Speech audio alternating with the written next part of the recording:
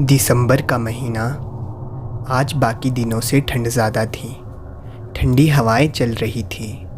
राजू अपनी चाइनीज़ की लारी के पास बैठा था क्योंकि आज ठंड की वजह से गिराकी भी कम थी। तभी एक आवाज़ आती है और आवाज़ में ठंड की थरथराहट साफ महसूस हो रही थी। भैया 2 चाइनीज़ मंचूरियन पार्सल कर देना ज़रा, और थोड़ा तीखा बनाना। ये आवाज़ वैभव की थी। वैभव एक साधारण सा दिखने वाला 30 साल का नौजवान लड़का था। वो इन्फोटेक कंपनी में काम करता था। हाल ही में उसका ट्रांसफ़र जयपुर हुआ था। वो और उसकी वाइफ सनाया, जो पेशे से एक टीचर थी, आज ही अपना सारा सामान लेकर आज सुबह ही जयपुर पहुंचे थे। अपनी सारी सेविंग्स लगाकर और थोड़ा लोन लेकर यहाँ पर उन्होंने घर लिया था। कल सुबह ऑफिस में रिपोर्टिंग है, जल्दी उठ के निकलना पड़ेगा, वरना पहले ही दिन इम्प्रेशन की धज्जियाँ उड़ जाएगी। वैभव मन ही मन सोच रहा होता है और इसके फ़ोन की घंटी बजती है। फ़ोन सनाया का था। कहाँ हो और कितनी देर? बहुत भूख लगी है। अरे आया बाबा, बस 2 मिनट, बन ही गया है। बोल के वैभव फ़ोन काट देता है। हाँ भैया, कितना हुआ? 250 रुपये। ठीक है, ये लो। और वैभव वहाँ से निकल पड़ता है। अपार्टमेंट के पास में ही लारी होने की वजह से वो पैदल ही आया था। थोड़ा सा चलते ही वैभव को पीछे से आवाज़ आई। मुड़कर देखा तो वहाँ एक बूढ़ा आदमी खड़ा था। सफ़ेद लंबे बाल, सफ़ेद लंबी दाढ़ी, धूल से सनी हुई चद्दर जिससे उसने अपने पूरे शरीर को ढका हुआ था। बूढ़े आदमी ने पूछा, तुम वही हो ना जो माधवराज अपार्टमेंट 213 में रहने आए हो? वैभव ने आश्चर्यचकित होते हुए पूछा। हाँ, पर आपको कैसे पता? वहाँ सनाया घर के सामान को अपनी अपनी जगह रख रही थी। तभी उसको ऐसा लगा उसके पीछे कोई है। उसे लगा कि शायद वैभव होगा। आगे कहाँ रह गए थे? भूख के मारे मेरी जान निकल रही है। सुबह से चिप्स के अलावा और कुछ नहीं खाया है। लाओ, अभी मैं डिश परोस देती हूँ। ऐसा बोल के वो पीछे मुड़ी, पर पीछे कोई नहीं था।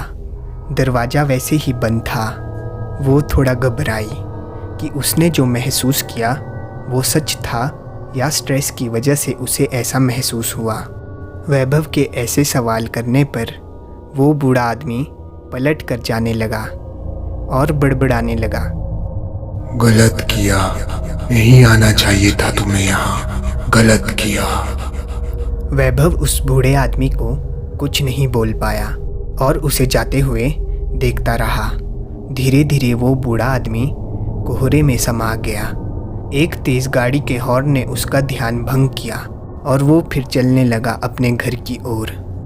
यहाँ सनाया ये तय नहीं कर पा रही थी कि उसने जो देखा वो भ्रम था या फिर कुछ और। सनाया सोच ही रही थी कि उतने में डोरबेल बजती है और वो चौंक जाती है। दरवाज़ा खोल के देखा तो वैभव था।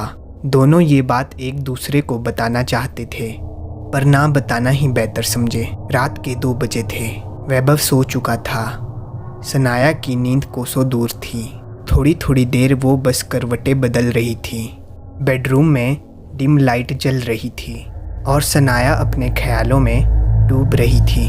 वैभव से वो पहली मुलाकात, पहली डेट, घर वालों को मनाने की कोशिश, और आज देखते देखते उनकी शादी को 2 साल हो चुके थे।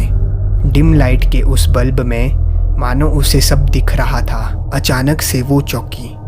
उसे लगा कबर्ड के पास कोई है जो उसे घूरे जा रहा है। अंधेरा ज़्यादा होने की वजह से उसे कुछ दिखाई नहीं दिया। वो हिम्मत करके उठी, पर वहाँ पर कोई नहीं था। वो डरी हुई थी।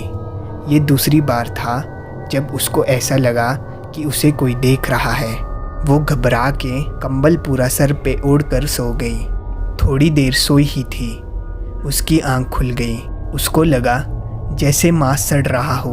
उस बदबू से उसका सर फटे जा रहा था। उसने बाजू में देखा, पर वैभव वहाँ पर नहीं था। वो घबराई। वो किचन में गई कि शायद वो पानी पीने उठा हो, पर वो वहाँ पर भी नहीं था। वो हॉल में आई पर वहाँ पर भी वैभव नहीं था। उसे महसूस हुआ कि इस रूम में ठंड कुछ ज़्यादा ही है। ठंड के मारे उसका पूरा बदन कांप रहा था। वो बेडरूम की ओर जा ही रही थी कि तभी वो बदबू फिर से आने लगी।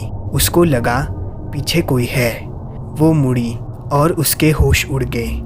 दरवाजे के पास एक औरत खड़ी थी जो उसे ही घूर रही थी। धीरे धीरे वो उसके पास आने लगी।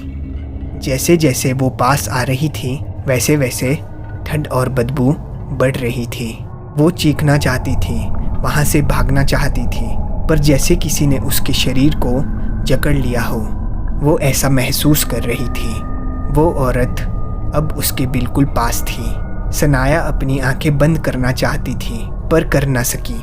उसने उस औरत की ओर देखा। काले लंबे बाल, पीली आंखें, आधा जला हुआ शरीर जिसमें से थोड़ा धुआं भी निकल रहा था।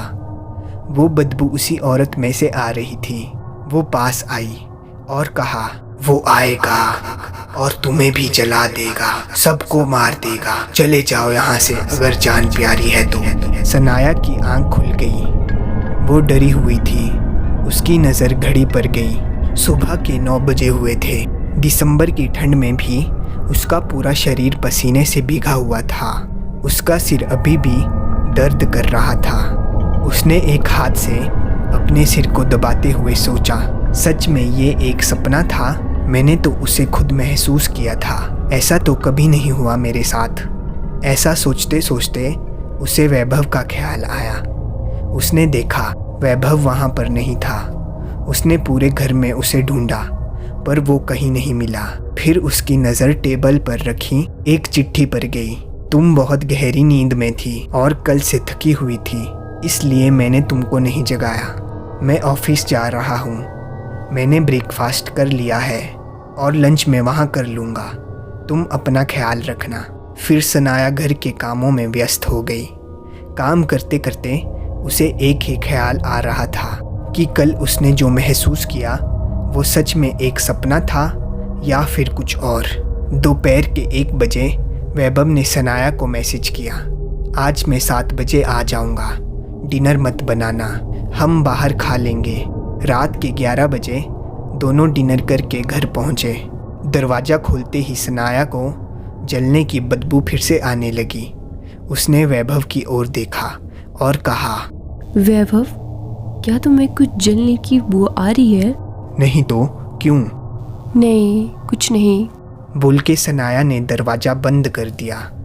रात के 2 बजे फिर से जलने की बदबू की वजह से सनाया की नींद खुल गई। फिर से वही सब कुछ महसूस हुआ।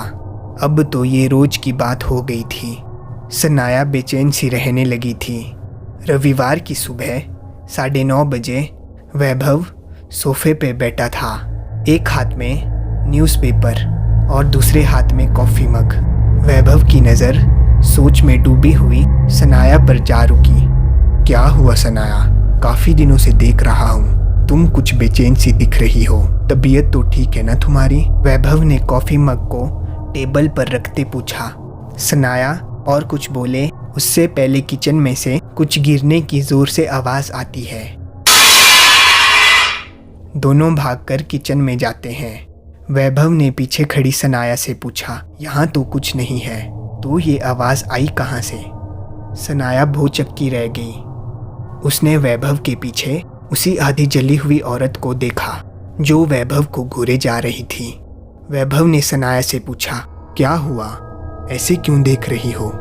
सनाया ने डरते हुए उस ओर उंगली दिखाते हुए कहा, वैभव, वो और उसकी आंखों के सामने अंधेरा छा गया और वो बेहोश होकर गिर पड़ी। इस कहानी का अगला पार्ट भी बहुत जल्द आएगा। तब तक हमारे चैनल को सब्सक्राइब करके बेल आइकन ऑल पर सेलेक्ट कर लें। और आपको कहानी कैसी लगी कमेंट करके ज़रूर बताएं। धन्यवाद।